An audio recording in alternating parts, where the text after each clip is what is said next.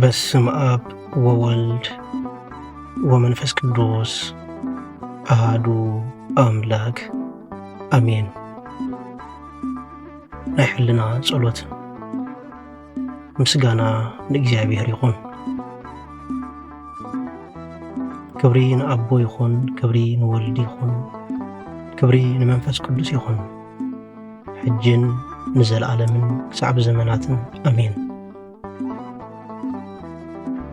ምስጋና ንቅዱስ እግዚአብሔር ኦ ቅዱስ አምላኽና ከም ርዳእና ንላዕሊ ንስኻ ቅዱስ ኢኻ፣ ካብ ሓሳብና ንላዕሊ ንስኻ ንጹህ ኢኻ፣ ካብ ቃላትና ንላዕሊ ንስኻ ክቡር ኢኻ።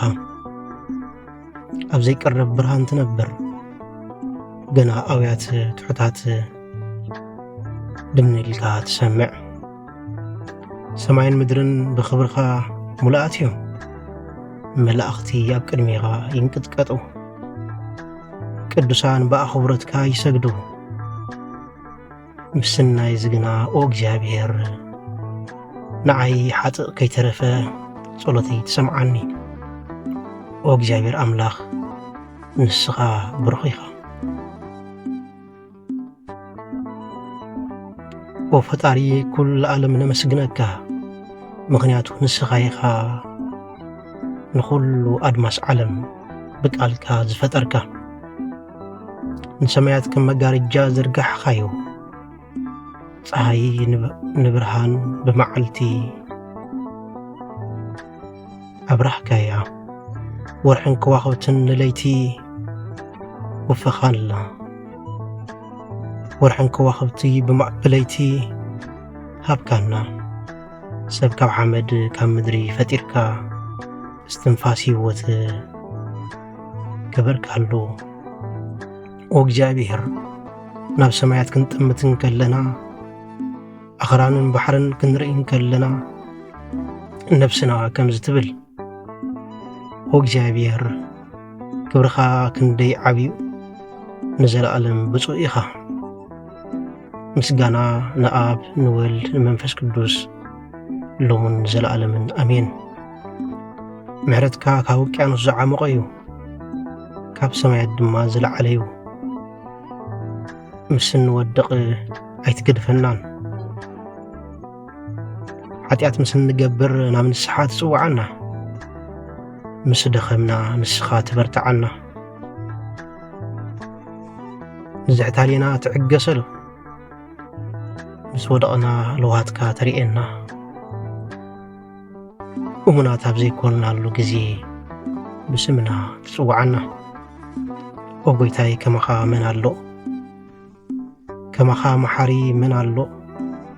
ስለ ምሕረትካ ክብሪ ይኹነልካ።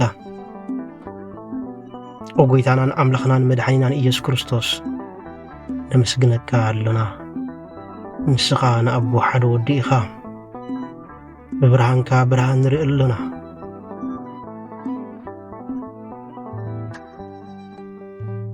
ንነፍስኻ ኣዋሪድካ ድሕነትና ድማ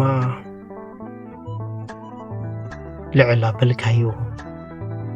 ኣብ መንጎና ኣብ መንጎ ሓጣን ተመላለስካ፣ ንዝተሰብረ ልብና ፈወስካዮ። ነቶም ዝወደቕና ኣልዓልካና፣ ንበደለኛታት ይቕረበልካልና። መስቀልና ብዘይ ቅሬታ ተሰከምካዮ፣ ስቓይ ተቐበልካ፣ ንሞት ብሞት ሰዓርካዮ። ኦ ክርስቶስ ኣምላኽና ክብሪ ንዓኻ ይኹን።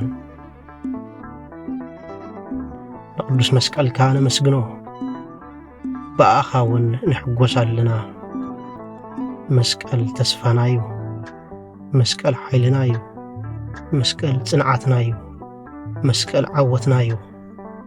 ብመስቀል ኣቢሉ ኃጢአትና ተሰዓረ፣ ሞት ተደምሰሰ፣ ሕይወትና ተመልሰ። ኣብ ቅድሚ መስቀልካ ኦ ክርስቶስ ኣምላኽና ንሰግድ ኣለና። ነቲ ቅዱስ ዝኾነ ትንሣኤኻ ንኽብሮ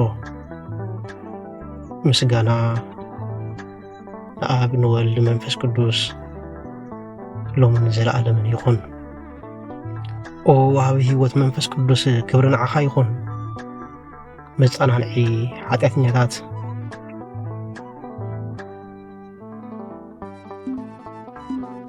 መጸናንዒ ሕዙናን ንቤተ ክርስቲያን ብሓቂ ትመርሓ ንስኻ ኢኻ።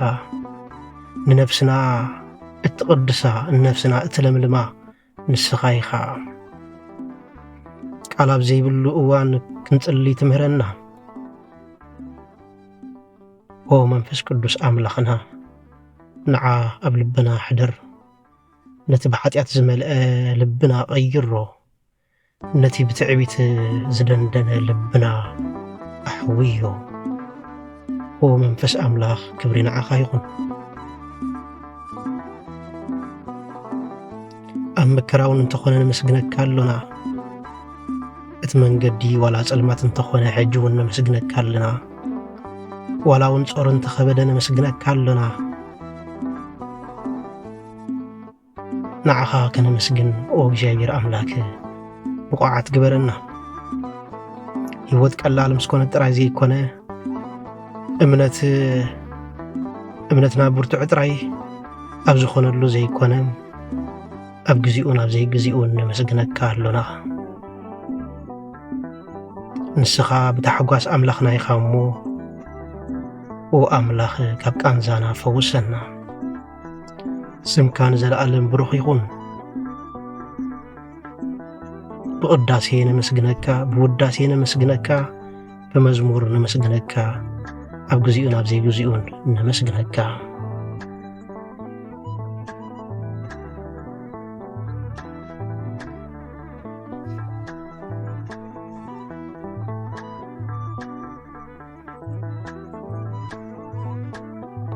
ስለዛ ህይወት እዚኣ ነመስግነካ ኣሎና።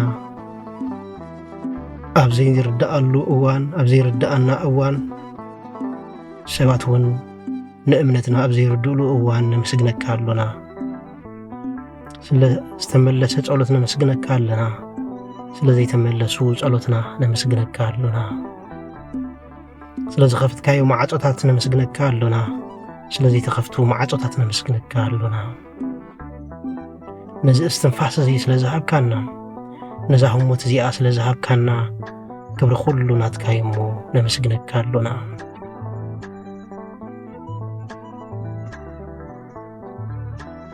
ኦ እግዚኣብሔር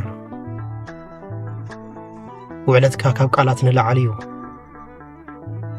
ስቕ ዝበለ ውዳሴ ልብና ተቐበል። ብቓላት ክንገልጾ ዘይንኽእል ውዳሴ ተቐበል። ብንብዓትን ብትሕትናን ዝቐርብ ውዳሴ ተቐበል። ኩሉ ክብሪ ንዓኻ ይኹን። ኩሉ ክብሪ ንስኻ ውሰዶ። ምስጋና ንኣብ፣ ምስጋና ንወልድ፣ ምስጋና ንመንፈስ ቅዱስ ሕጅን ንዘለዓለምን ክሳብ ዘመናት ንዓኻ ይኹን ኣሜን። ምስጋና ንእግዚኣብሔር ይኹን።